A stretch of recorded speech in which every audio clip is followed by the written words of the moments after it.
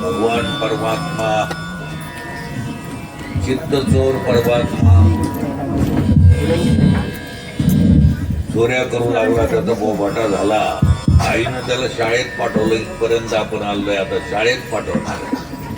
पण देवाला असं वाटलं की माझे सौंगडी बंधू भगिनी गोकुळामध्ये रोज लोक देवाचं मुख अवलोकन केल्याशिवाय काम धंदा करीत नसत. पक्षी सुद्धा घरट्याच्या बाहेर निघाल्यावर देवाचं मुख अवलोकन करायचे, मगच चाऱ्याला स्पर्श. पक्षी सुद्धा असा गोकुळातला तो नित्यक्रम असायचा. देवाला असं वाटलं की आता मला सकाळी जायचं काम, आता शाळेत जायचं म्हणजे गाई पालन गोपालन करायला जायचं. तर आज कृष्ण दिसत नाही, कुठं गेला काय गेला हे सगळ्याला कळा म्हणून डोअर टू डोअर तर मी काही जाऊ शकत, प्रत्येकाच्या घरोघर जाऊ शकत नाही. मग देवानं काय केलं, महाराज नाही गेलं. अरे क्या बात है, कन्हैया मैं हो गई रे बावली, कन्हैया मैं हो गई रे बावली, कन्हैया मैं हो गई रे बावली, कन्हैया मैं हो गई रे बावली।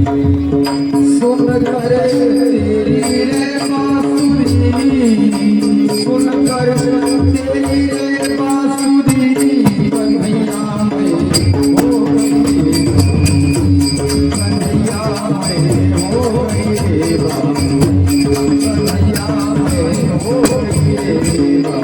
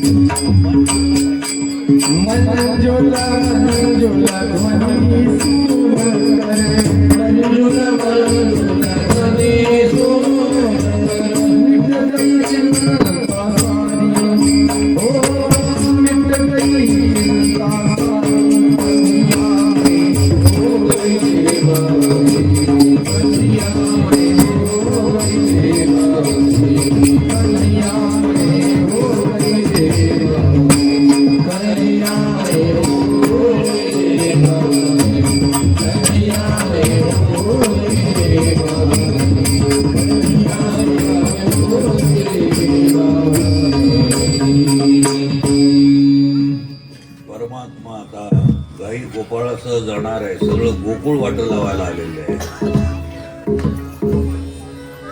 गाई गोपाळासह परमात्मा निघालेत. काही अंतरावर जात नाही, एक वासरू लांब निघून गेलं. सगळे गोपाळगणी त्याच्या पाठीमागं, कोणाच्या? त्या वासराच्या पाठीमागं लागली. ते काही केल्या ते वासरू आवरण. देवानं पाहिल्याबरोबर म्हणे तिकडे जाऊ नका तुम्ही. आपले जे गाई आहेत, गोपाळ आहेत, हे असं इकडं तिकडं मला सोडून जात नाही. आणि जे मला सोडून जातात ते मी जरी माझं म्हणलं तरी ते समजायला तयार नाही ना. कोण? हे हो, ते वासरू गेलं म्हणे. ते आपल्या विचारलं नसायला पाहिजे. आणि मग आपलंच वासरासारखं दिसतं म्हणे. वासरासारखं दिसतं पण आपलं नाही ते म्हणे. मग काय ते म्हणे? चाकवा.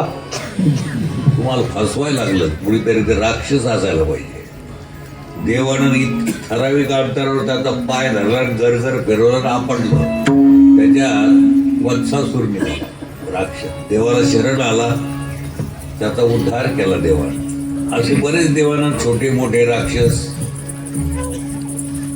एक आघासूर राक्षस, त्याला देवानं ठार केलं. इंद्राचा गर्व हरण केला, ब्रह्मदेवाचा गर्व हरण केला आणि गोवर्धनाची पूजा करायचं ठरलं. नाग, तो कालिया मर्दन नाग, त्यालाही बिराड हलवायला लावलं.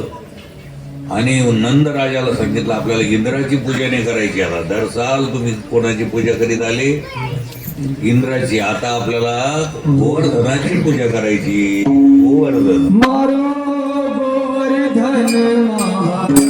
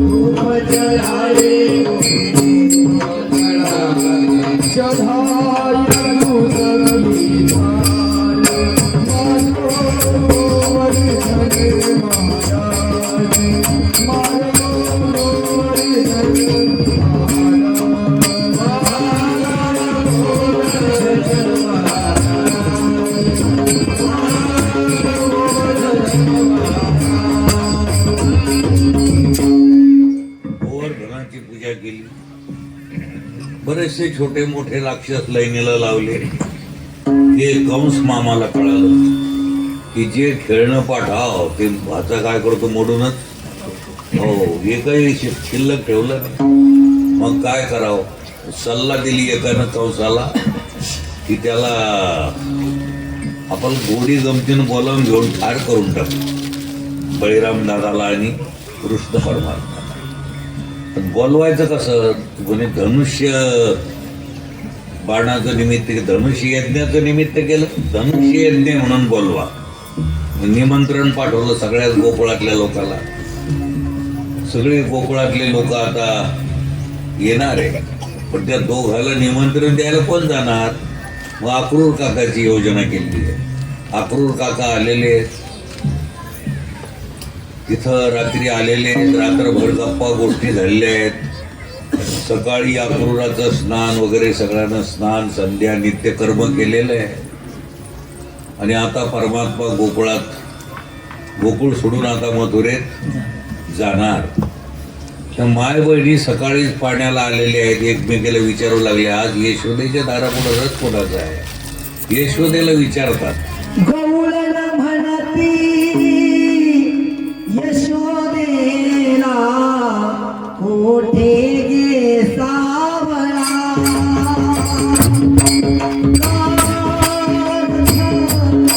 शृंगारीला सांगे ओ मदला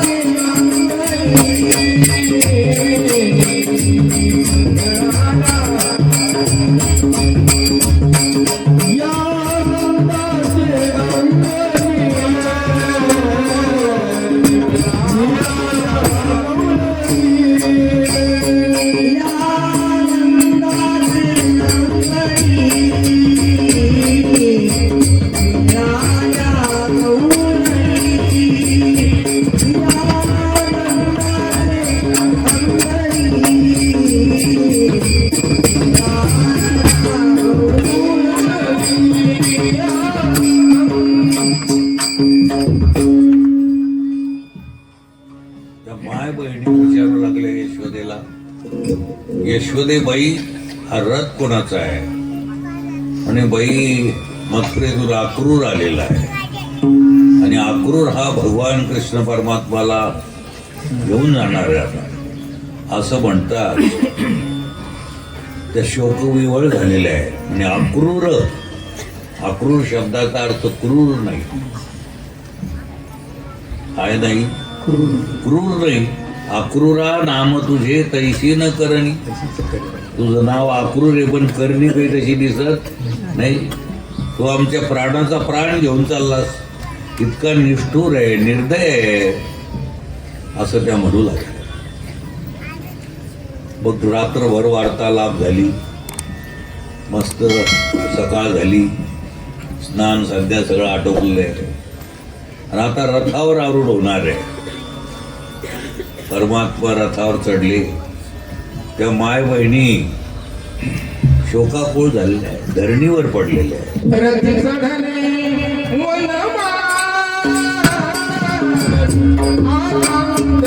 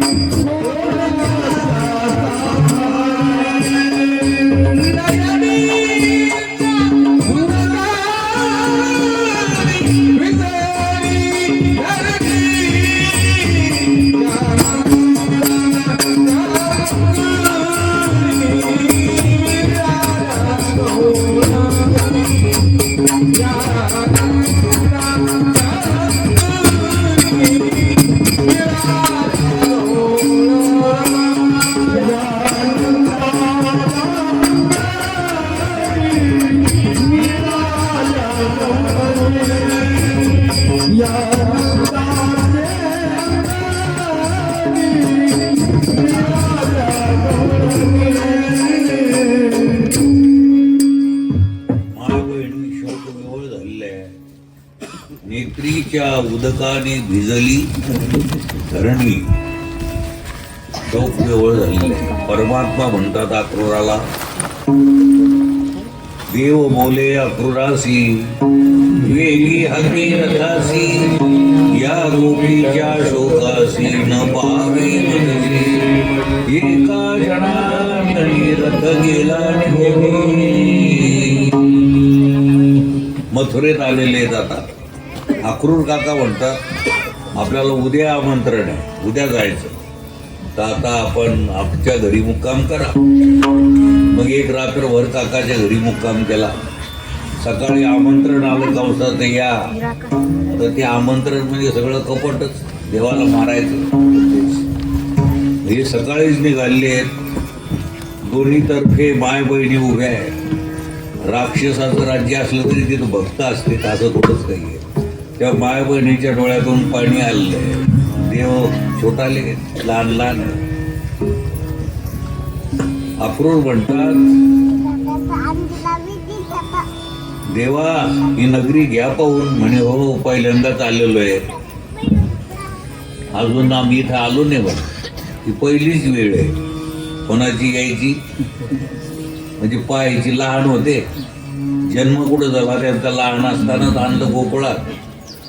आता बडदे झाले. ते बडदे म्हणजे आडनावाचे बडदे नाही बरं, म्हणजे मोठाले झाले. ते लेकरं मोठाले झाले. म्हणे आम्ही कधी पाहिलंच नाही मामाचं गाव कसं हे पाहतो.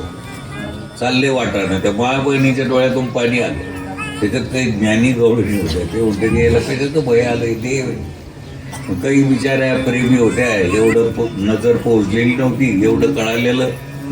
सगळेच रडू लागले की तो दुष्ट आता यांना मारल्याशिवाय सोडणार नाही. चालले वाटाणं चालले. तर गठोड घेऊन कपड्याचं असं चालला वाचत.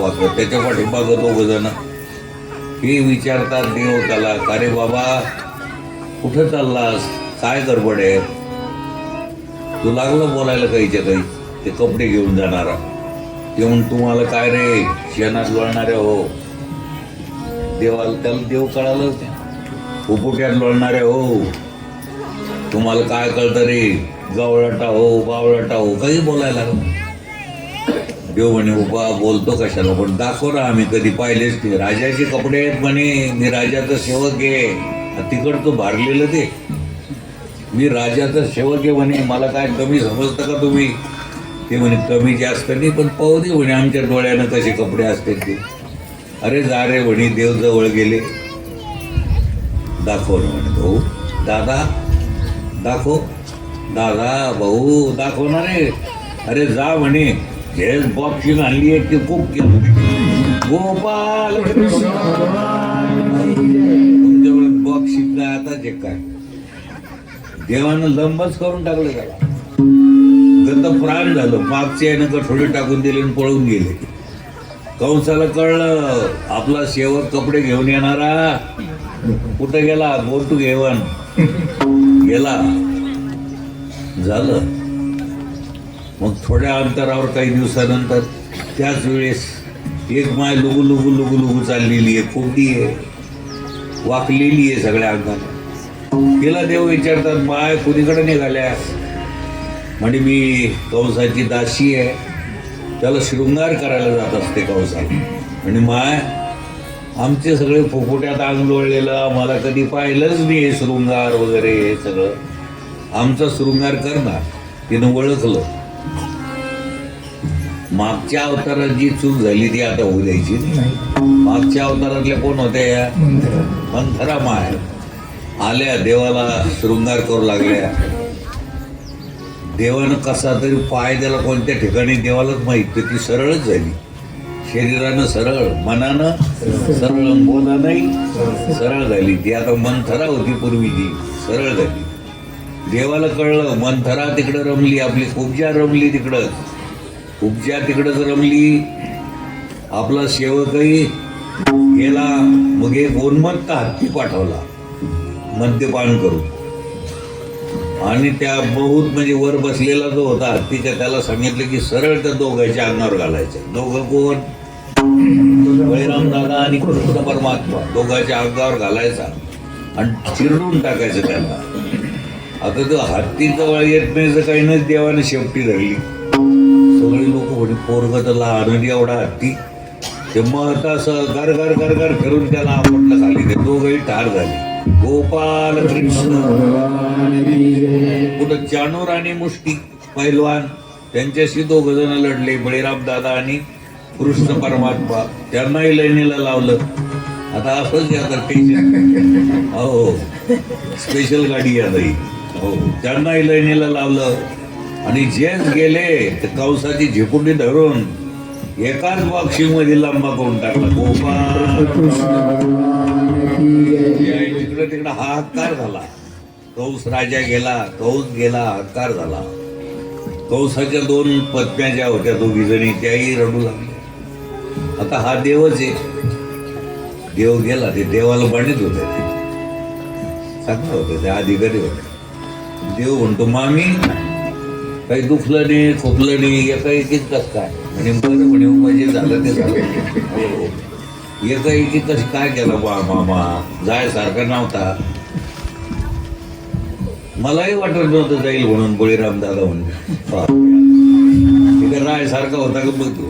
आणि लैनीला कोणा लावला आणि आलिप्त कोण आहे, पाठवतो कोण, नेतो कोण, हे सगळा कारभार कोण करतो. इतकंही करून तुम्ही काहीच कारभार करीत नाही, घेतात कशाला रोज हे वजे दुःख द्यायला लागलं आपल्याला. ने घे कोण भार ओझे. हे अहम ममचं वजन घ्यायचं काय झाला. अहम ममतेची वडसवडी मातेन पावली बापुली जन्म मरणाची उघडी ढवळती गेली. कंसाचा अंत्यविधी केला, उग्रसेनाला राज्यावर बसवलं आणि बळीराम दादा आणि कृष्ण परमात्मा बंदी शाळेत आलेले. वसुदेव आणि देवकीला म्हणजे आई वडिलाला साष्टांग नमस्कार केला आणि डोळ्यातून प्रेमाश्रू आलेले. देव म्हणतात आईला म्हणजे कोण, देवकी, वसुदेवाला माझ्यामुळेच तुम्हाला त्रास झाला. हो माझ्यामुळे तुम्हाला त्रास झाला. मी जर नसतोच आलो तर एवढा तुम्हाला त्रास झाला ना. रडू लागले देव. आई वडील म्हणतात की बाबा आमचं परम भाग्य आहे, अनंत ब्रह्मांड नायक आमचा मुलगा म्हणून आमच्याकडे आला, याच्यापेक्षा आमचं भाग्य. तर त्या त्रासाला आम्ही समजतो भास, तो नाही त्रास तर आमच्या दृष्टीनं भास आहे. झालं, त्यांची सुटका केलेली आहे. तिथून देवावर संस्कार करण्यात आले, व्रतबंध करण्यात आले आणि गुरुग्रही ठेवलं त्यांना, बळीराम दादाला आणि कृष्ण परमात्मा. कोण आहे गुरु आता? संदीपन. राम अवतारात कोण होते? वशिष्ठ. आता संदीपन आहे. संदीपन ऋषीच्या आश्रमात राहिले. तिथं देव झाडलोट करायचे, काम करायचे. एके दिवशी गुरुमाईनं त्यांना पूजेकरता फुलं साहित्य आणायचं सांगितलं. थोडं सरपणही आणा म्हणे, इंधन. मग मोळी बांधली आहे, 2 जण गेले आहेत. बरोबर पाठवला गुरुबंधू, त्याचं नाव सुदामा. त्याचं नाव काय? सुदामाला पाठवलं. सरपणाची बोळी आणली. पाऊस येऊ लागला, तर एका झाडाला ती बोळी टेकवली आहे. अलीकडून सुदामा आहे, पलीकडून कृष्ण बसलेले. आई साहेबानं, माईनं, गुरुमाईनं चांगले खमंग चेने दिले होते मुठभर. दोघं मिळून का बरं पाणी प्या, भूक लागली तर. आता त्या पावसामध्ये काय गमत झाली की देव अलीकडून आणि सुदामा एकट्यानंच तडाखा लावला. कोण? देव विचारते सुदामा कशाचा आवाज येतो रे कडकड? पाहते सुदामा. त्याला वाटलं मित्र आहे आपला, गुरुबंधू आहे, देव म्हणून कळालं. म्हणजे एवढं कळू नये का तुला? म्हणजे सांग ना बाबा समजून, एवढं कळू नये. पावसानं सगळं अंग भिजलं, दात कुडकुड करायला लागली. आता दाताचा कडकड आवाज होता का चेन्याचा होता? ते म्हणे बरं दात कुडकुड करतात का आता? बरं, काही बोलले नाही ते. आले आश्रमात. काही साहेबाला, गुरुमाईला, गुरु महाराजाला साष्टांग दंडवत केला. पुन्हा त्यांच्या सेवेत रत. असं काम देवानं करावं. आता त्यांची आज्ञा घेऊन देव जाणार, तर उद्धवाला सांगितलं उद्धवा तू गोकुळात जा. त्या माय बहिणी शोकाकुल झालेल्या आहेत, त्यांचं समाधान कर, सांत्वन कर, त्यांना समजावून सांग, त्यांना ज्ञान सांग. याला ज्ञानाचा गर्व झाला. देवाला वाटलं घरच्या सोनाराकडून कान टोचल्या जात, तिकडे टोच जाऊ. तिथं ज्ञान सांगायला गेलो. कोण? उद्धव. अहम ब्रह्मास्मी तत्वमसी, हे तू आहेस. हे परोक्ष ज्ञान. अहम ब्रह्मास्मी अप्रोक्ष ज्ञान.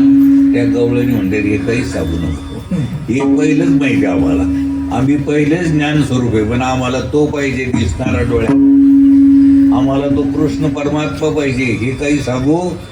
हो, आमच्या अभिमानानं दुरावला तो होता वाहिला लपाला आड खांदी, कोठे आड आली देहबुद्धी. आम्ही त्याला खांद्यावर अंगावर खेळवलं, पण आमची देहबुद्धी आड आल्यामुळे तो दुरावला आम्हाला. तू हे ज्ञान कशाला सांगतो आम्हाला? आम्हाला तो दिसणारा सगुण परमात्मा पाहिजे, कृष्ण पाहिजे आम्हाला. हा तर परेशानच झाला. कोण? हो, मग भ्रमर गीत तिथं गायलंय. ते भ्रमराच्या रूपानं ते म्हणतात, अरे भुंग्या कशाला गुणगुण करतो तू, हे आम्हाला तू सांगू नको. पुढं गोपी गीत आहे, अनेक प्रकारे देवाला आळवलंय, असा तो इतिहास आहे थोडक्यात. पण याच्या लक्षात आलं की अरे या गोपी काही साधारण नाही, ह्या काही साध्या, याही वरी पार्था माझी या वजनी, मी बघ मी तयार ते माथा कुठं करी, ह्या काही साध्या नाही. गोपीचा अधिकार फार मोठा आहे. एकदा असं झालं की नारदाला गर्व झाला. कोणाला? नारदाला गर्व झाला. रुक्मिणी मातालाही गर्व झाला. पाय लक्ष्मीच्या, माझ्याशिवाय पायाला कोणी हात लावणार नाही असा तिला गर्व झाला. आणि नारदाला गर्व झाला. कशावर विषय झाला? आपला गोपीचा अधिकार काय. तर नारद आले तिथे. नारद आल्याच देव लागले कणायला. आणि काय झालं देवा? आणि बऱ्याच दिवसापासून डोकं दुखायला लागलं. डोकं दुखायला लागलं म्हणजे सुंठ उगाळून लावा. धन्वंतरी वैद्य आहे तुमच्या हाताखाली, मोठे डॉक्टर आहे, त्यांना बोलाव. सगळं पाहिलं म्हणे, पण गुण काही आला नाही. मला असं वाटतं नारदा की एका गोष्टीनं गुण येईल म्हणे. आला तो म्हणजे कोणत्या? म्हणजे भक्ताच्या पायाखालची माती जर लावली तर नारद तिथंच बसलं, पूर्वमीमांसा पाहत, निर्णय सिंधू. भक्ताच्या कपाळाची माती जर लागली, आपण जर माती द्यावं तर पाप होईल ना. पापात अडकले, काही पुण्यात अडकले. पुण्यात नाही बरं का, नाही तो व्हायचा घोटाळा. काही पुण्यात अडकले, काही पापात अडकले, त्याच्यातच अडकलं ते. मी कशी काय माती देऊ? झालं रुक्मिणी तिच्या ताटात, ती काही द्यायला तयार. मग दोन भक्त नव्हते का तिथं? भक्त नव्हते का? पण अडकले कशात? कशात अडकन माणूस काही सांगता येत नाही. मग देवानं सांगितलं, अरे खूप डोकं दुखायला लागलं, भलता त्रास व्हायला लागला, लवकरात लवकर द्या. तुमच्याकडून जर जमत नसेल तर तुम्ही लवकरात लवकर यमुनेच्या काठावर जा. गेले नारद तिथं. तर तिथं त्या माय बहिणी कृष्ण परमात्म्याचा असा समोर फोटो ठेवला आहे, त्याची पूजा करू लागली, त्याला आळवू लागली देवाला. हा तिथं गेला. या नारदा घाली संताची आसने, पूजा करी काया वाचा. नारदाचा सत्कार केलेला आहे. आणि नारद विचारतो, नारद म्हणतात की तुम्ही अशा कशा आहेत माय बहिणी? तो परमात्मा तुमची एकदाही आठवण काढीत नाही, तुम्ही त्याची ते नको सांगू. वेदाच्या गोष्टी इथं टिकणार नाही, ते काही सांगू नको. आम्ही मात्र त्याची आठवण काढीत राहणार, तू आम्हाला काही सांगू नको म्हणे. म्हणजे तो जराही तुमची आठवण काढीत नाही, काही बोलणार. नारदा ह्या वेदाच्या गोष्टी इथं करायच्या, फक्त आमचा परमात्मा कसा आहे ते सांगा. आमचा परमात्मा सुखी तर आम्ही सुखी. एवढं परमात्मावर त्यांचं काय अपार प्रेम आहे. म्हणून मला परमात्म्यानंच पाठवलं तुमच्याकडं. म्हणजे कशा करता? म्हणजे भक्ताच्या पायाची माती लागते. सगळ्यांना वंजूळ वंजूळ भरून आणली, लवकरात लवकर जा आणि आमच्या देवाच्या कपाळाला लावा. नीट होत असेल तर आम्हाला पापाच्या गावाला जायचं नाही तर पुण्याच्याही आम्हाला जायचं देवाच्या. जाऊ देवाजिया देव देईल, हो तिकडं जा म्हणे लवकरात लवकर. नारद बसला तिथं सांगत, पाप होईल ना पुण्य होईल ते बघ पाहून घेऊ म्हणे, तुम्ही जा. आमच्या देवाकरता आमचं काही व्हायला तयार झालं तरी तयार आहे, पण आम्हाला कोण पाहिजे? नारद मुनी. अवघडच काम दिसते. मग आला देवाकडं मृत्तिका घेऊन. ठराविक अंतरावरच असल्याबरोबरच आणि देवा तुम्ही तर प्रसन्न दिसायला लागले. म्हणजे तुझ्या हातात माती पडली, ती दिली ना माती, त्या टायमालाच कपाळ नीट झालं. आणि हा वेगळंच दिसतो म्हणे खेळ. म्हणते कसं काय आहे? म्हणे तुम्ही दोघं नाही का रे भक्त? लक्ष्मीन तुम्ही कोणी पापात गुंतलं, कोणी पुण्यात, कोणी शुभात गुंतलं, कोणी अशुभात गुंतलं. अरे गुंतायचं झालं तर देवातच गुंतत जावं. आपल्याला पापाच्या गावाला जायचं नाही, पुण्याच्याही लागून येदी पाप पुण्य अंगा. आम्हाला इकडे जायचं नाही तर तिकडे जायचं नाही. मग त्याला कळलं काय अधिकार आहे गोपीचा. आणि वारकरी काय येडे आहे का? कोणतं काय म्हणतो आपण, काय लावतो? गोपीचंदन उटी. हो, त्या माय मैलीच्या पायाची धुळे. ते काही साधे आहे का? कबीर महाराजाला विचारलं, महाराज तुम्ही फार मोठे संत आहे. की असं ऐकल्याबरोबर लक्ष्मीचा गर्भहरण झाला आणि नारदाचाही हो बेंडाचा निचरा झाला. जो अहंकार होता, अभिमान होता, त्याचा काय झाला? सपाटून निचरा झाला. कबीर महाराजाला विचारलं, महाराज तुम्ही फार भक्त आहेत. अरे मी काहीच नाही बाबा, तुम्ही यमुनेच्या तीरावर जाऊन पहा. कबीर महाराज म्हणतात, कबीर कबीर क्या कहे. कबीर कबीर काय म्हणतात? कबीर कबीर क्या कहे, जाओ जमुना के तीर, एक एक गोपी के प्रेम में बह गए कोट कबीर. गोपाल कृष्ण भगवान की जय. हो, असे हजारो कबीर एका गोपीच्या प्रेमात होऊन गेले. एवढं त्या पाय बहिणीचं काय गर्वहरण झालं. काय झाला गर्वाचा? गर्वहरण झालाय. असं देवाने एक एक लीला करावं. गर्वहरण सगळ्याचा झालेला आहे. उद्धवाचा गर्वहरण करण्याकरता कुठं पाठवलं? गोकुळात, अक्रूराला, हस्तिनापूरला, पांडवाचं तिकडे लक्ष साधन करण्याकरता. आणि देव आता निघालेले द्वारकेकडं. तर जरा संताला राग आलाच होता. आपला जावाई मारला. कंस हा कोणाचा जावाई होता? जरा संताचा. त्यानं सैन्य पाठवलं, ते सैन्य लैनीला लावलं. पुन्हा एक कालयवन पाठवला. तर देव पुढं, कालयवन माग. देव एका गुहेत शिरले. गुंफा असते ना, त्या गुंफेत शिरले. तिथे एक मुचकुंद नावाचे ऋषी झोपलेले होते. इंद्रचंद्र या देवाला त्यांनी मदत केली होती. देवाच्या युद्धामध्ये मदत केल्यामुळे देवानं सांगितलं, ऋषी महाराज तुम्ही आता आराम करा. पण तुम्हाला जो कोणी झोपेतून उठवेल, तुम्ही त्याच्याकडे पाहताल तो जळून भस्म. हा कालयवन जो पाठीमागा लागलाय. तर देव त्या गुहेत शिरले आणि आपल्या अंगावरचा भरदरी शालू तो अंगावर, त्याच्या अंगावर टाकून दिला. देव बाजूला थांबले त्या गुहेत. हा जोच आला, शालू ओळख, इथं झोपला म्हणे. आता माझ्या हातचा तो सुटत. त्याला वाटलं कोण झोपला? कृष्ण. त्यानं जे लाथ मारली तर ते ऋषी उठले. पाहिल्याबरोबर जळून भस्म झाला. गोपाल कृष्ण. आणि मग इकडं तिकडं पाहायला लागलं, हे बाबा उभे. म्हणे देवा आपण? म्हणे हो. काय पाहिजे तुम्हाला? म्हणे काही नाही, तुमचं दर्शन झालं, याच्यापेक्षा आणखीन काय पाहिजे? तुमच्यापेक्षा कोण मोठं आहे? हरी से कोई नाही बडा दिवाने. देवापेक्षा कोण मोठं आहे? झालं, तिथून गेले. विश्वकर्म्याला आज्ञा केली आहे. सुंदर अशा प्रकारची द्वारका सुवर्णाची तयार झालेली आहे. त्या द्वारकेमध्ये आता हे वास्तव्य करू लागले. काही कालानंतर बळीराम दादाचा विवाहही झालेला आहे.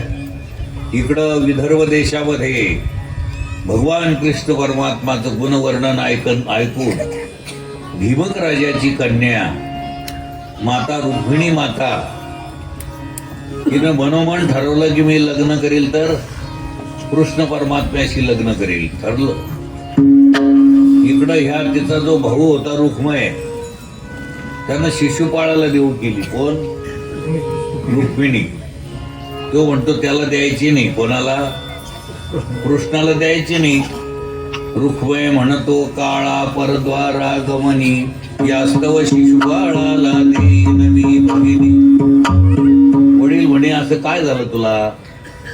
अरे कृष्ण चांगला आहे म्हणे, त्याला का नाही द्यायची? नाही नाही, तो काळा आहे, आत काळा बाहेर काळा, परद्वार गमनी आहे, तो काही चांगला नाही. आता इकडं मंडप दिलेला आहे, लग्नाची तयारी झालेली आहे. पण रुक्मिणी मातेनं वसुदेव नावाच्या हातानं, सुदेव नावाच्या ब्राह्मणाच्या हातानं काय पाठवलं? कोणता ब्राह्मण? सुदेव. कुदेव नाही बरं का, सगळे देवच आहे, पण त्याच्यात काही कुदेव आहे, काही सुदेव आहे. तर ते कोणाचं पत्र वाचित जाऊन, आपल्या हातात जर कोणाचं पत्र पडलं तर त्याचं त्याला नेऊन देत जावं. कोणाचा लिफाफा असला तर फोडीत जाऊ नये, असं शास्त्र आहे. सुदैवानं तसंच पत्र घेतलं आणि देवाकडे गेलं. देव म्हणे मी तयारीतच आहे, भक्ताकरता मी अर्ध्या रात्री कधी तयार आहे. आता इकडं मंडप द्यायला सगळं झालं, नवरदेवही सजून आला, शिशुपाळ. लोकांच्या नजरेत नवरदेव कोण? शिशुपाळ. सगळं वऱ्हाड जमलं, सगळे आलेले. ब्राह्मण लोकांना गडबड लावली. नवरी कुठे? तर म्हणे ती पूजाला गेली, अंबादेवीच्या पूजाला गेली. अंबादेवी, जिथं अंबादेवी आहे त्या नगराचं नाव अमरावती पडलेलं आहे आज. त्या अमरावतीमध्ये त्या देवीचं मोठं स्थान आहे. पंढरपूर सारखी यात्रा भरती. सुदैवानं या पामराचं 2-4 वेळेस दर्शन झालेलं आहे. हो, फार मस्त आहे, पाहण्यासारखं ठिकाण आहे, तिथं जा कधी गेले. त्याच्यानंतर बायबाईच्या माहेरालाही योग आला आमचा कौंडण्यपूरला जायचा. तर कौंडण्यपूरून तिथं काय राजा बोलेन तर आले, ताबडतोबच तिथं पाठवलंय रथात बसून. पूजाला सुरुवात झालेली आहे आणि देवीची प्रार्थना करते, मायबाई माझं मनोरथ पूर्ण कर. सर्व मंगल मांगल्ये शिवे सर्वार्थ साधिके, शरण्ये त्र्यंबके गौरी नारायणी नमोस्तुते.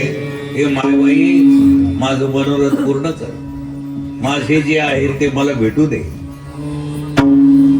तितक्यात सुदैवाच्या हातानं पत्र पाठवलंच होतं. सुदैवाचा आदर सत्कार केला, सुदैवाला रथावर बसवलं. बळीराम दादा आणि कृष्ण परमात्मा रथावर बसले. पाठोपाठ सगळे त्यांचे सहकारी मंडळी निघाले. आला रथ गडगड गडगड करीत. रुक्मिणी माता देवीची प्रार्थना करून अशी प्रदक्षिणा करायला गेली. पाठीमाग रथ उभाच होता, हातात हात दिला आणि रथात घेऊन देव गेले. रुक्मय मागं लागला तर त्याची फटफटी गेली. ती म्हणती माझा भाऊ आहे, त्याला मारू नका. बळीराम दादांना असंच वाढला. बळीराम दादाचा तडाखा तुम्हाला नाही माहित. बळीराम दादा, बळीराम नांगरणी घालला दादा तो.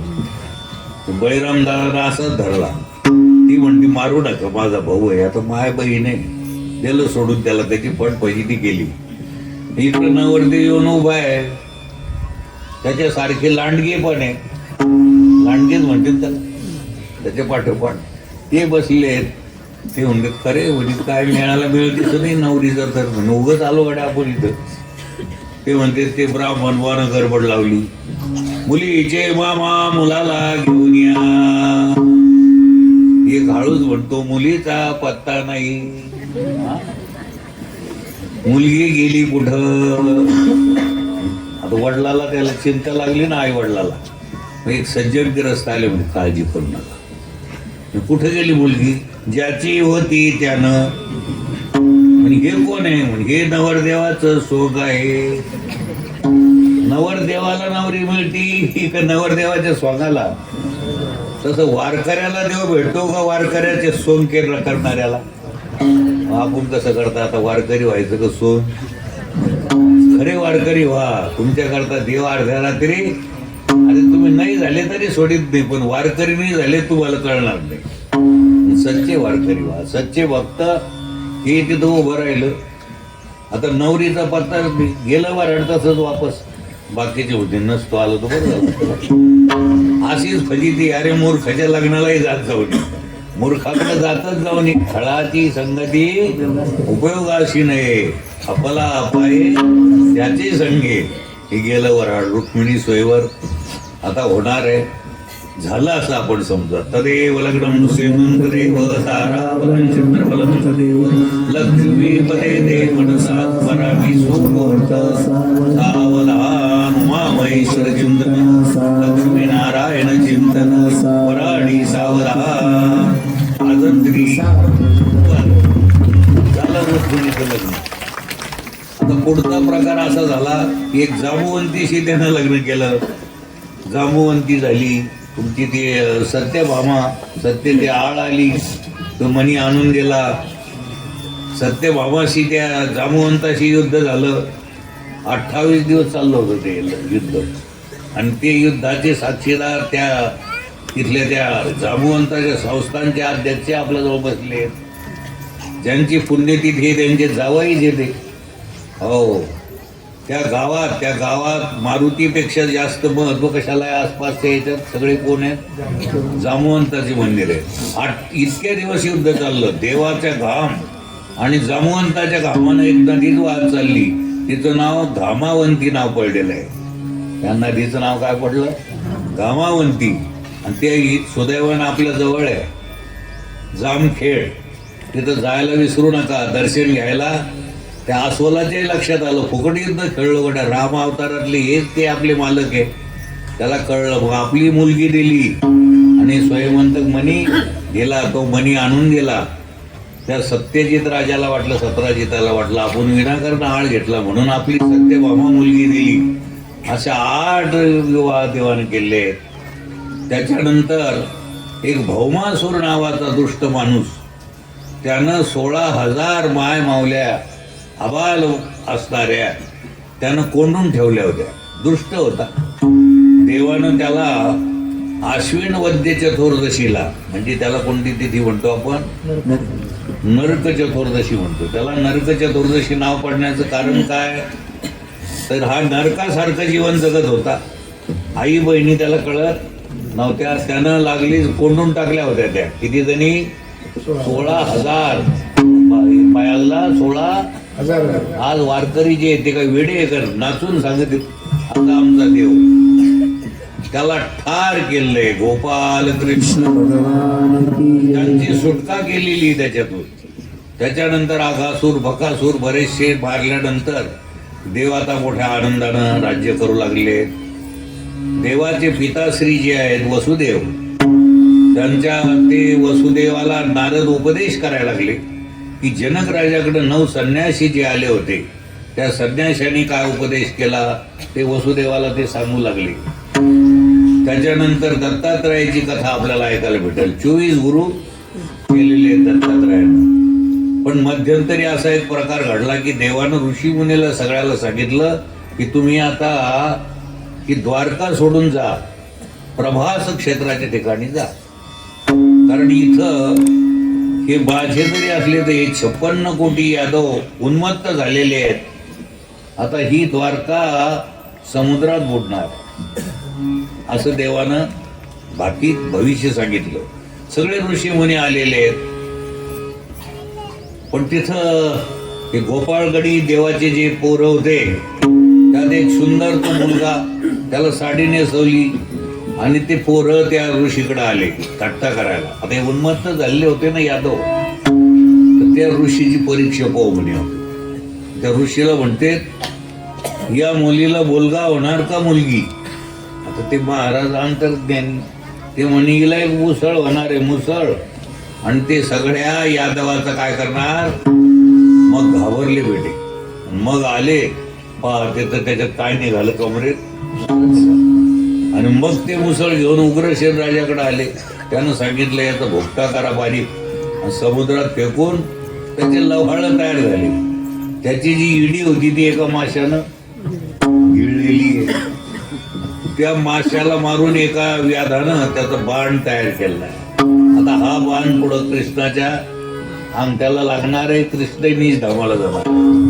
पण कथा अशी आता बघा की भगवान कृष्ण परमात्मा ही सगळी लीला करीत असताना वसुदेवाला उपदेश केला नारदानं.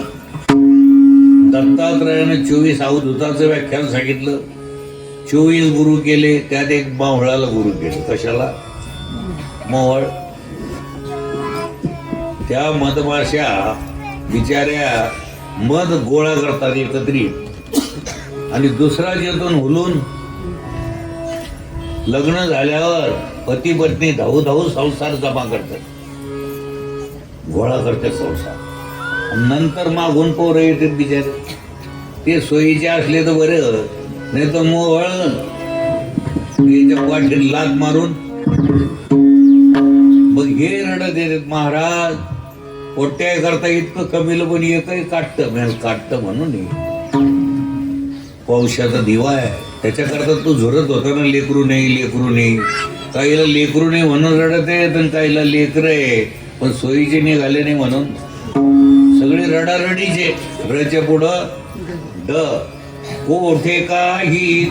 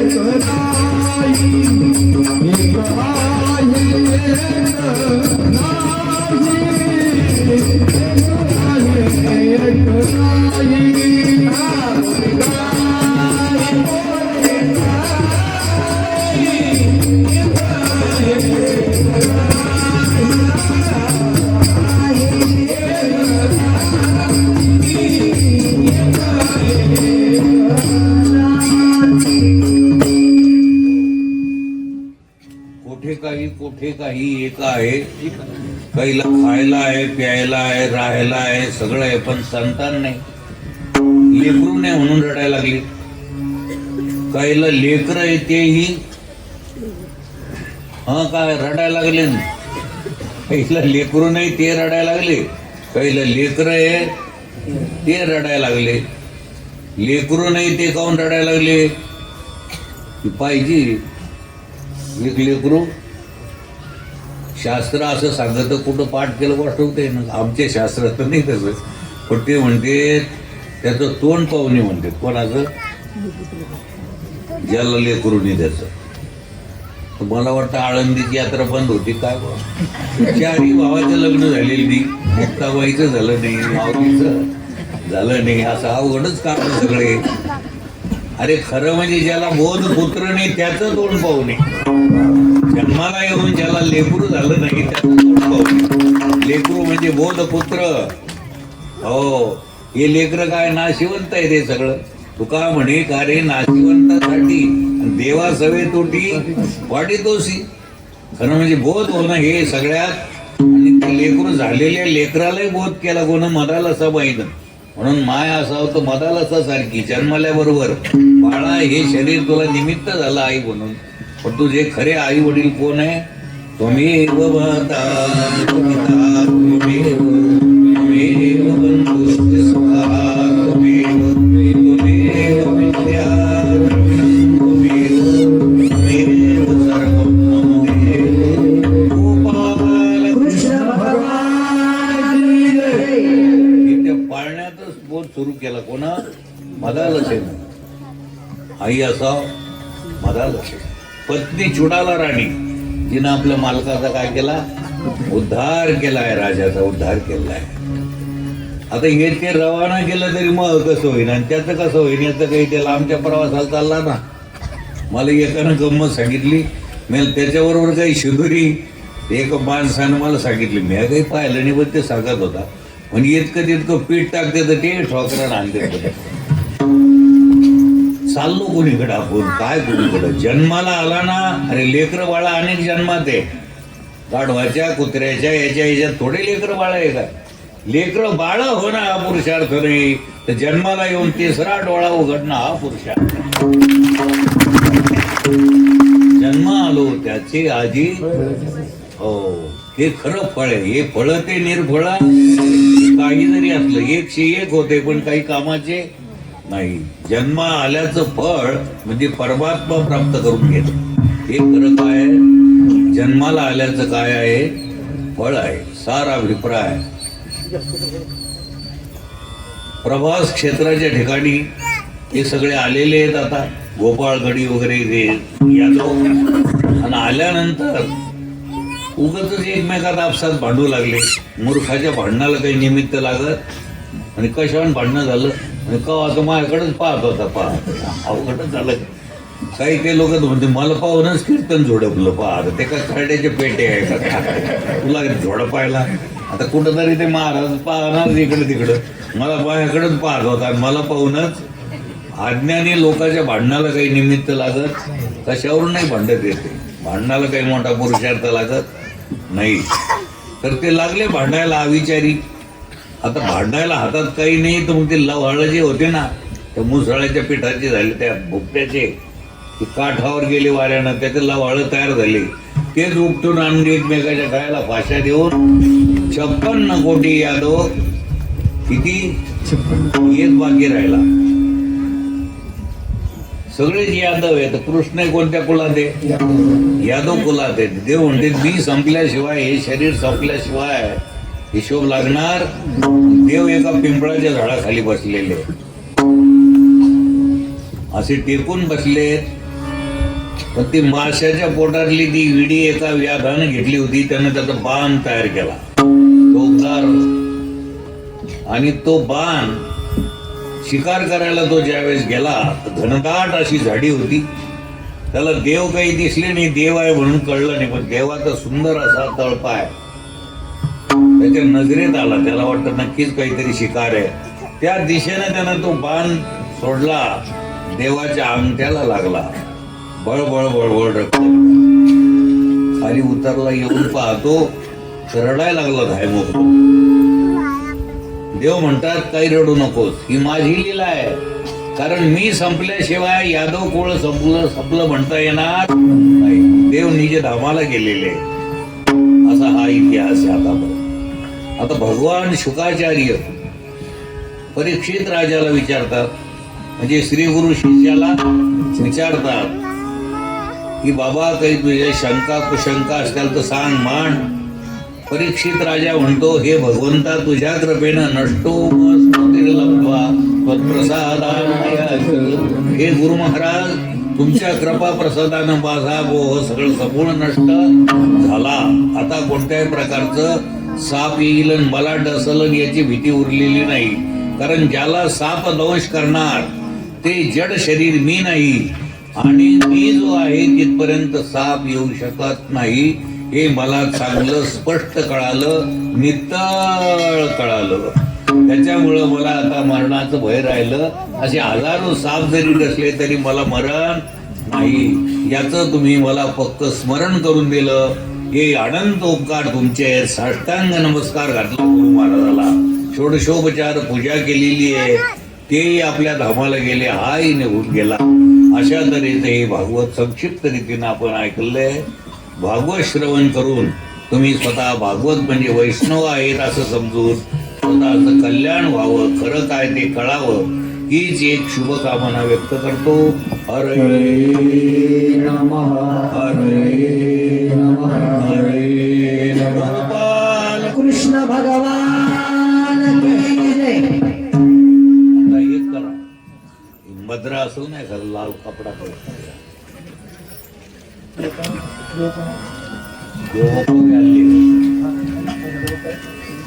नसंत वारकरी देव बाप्पाचे भरम जाणे तो भरवना.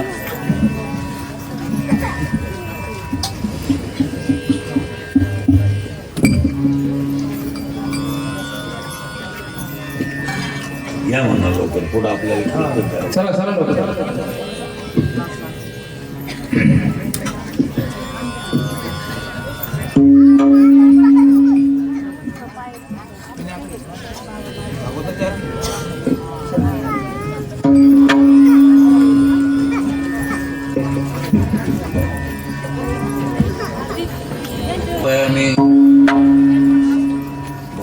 कालो पुष्पम समर्पयामे सर्वोपकालो परिषदो समर्पयामे पादमक्षरम समर्पयामि. वा हात जोडा. तुमो कश्य कदंतस्य कपिलो गजकर्णिकः लंबोदरस्य विकटो विघ्ननाशो गणाधिपः धूम्रके दुर्गणाध्यक्षो बालचन्द्रो गजाननः. द्वादशेतानि नामानि पठे शृणुयादपि. विद्यारम्भे विवाहे च प्रवेशे निर्गमे तथा सङ्ग्रामे सङ्कटे चैव विघ्नस्तस्य न जायते. शुक्लाम्बरधरं देवं शशिवर्णं चतुर्भुजं प्रसन्नवदनं ध्याये सर्वविघ्नोपशान्तये. थोडा साखरेचा खडा नाही तर गुळाचा खडा नाही तर साखर ठेवा थोडं. थोडं पाणी फिरवा. नैवेद्यम समर्पयामि. थोडं पाणी असं खाली टाक. मुख प्रक्षालनम समर्पयामि. हस्त प्रक्षालनम समर्पयामि. बस हे नवं वस्त्र आहे का टाका. वस्त्रम समर्पयामि. नैवेद्यम समर्पयामि. नैवेद्य आणि आरती. आता आरती. सुख करता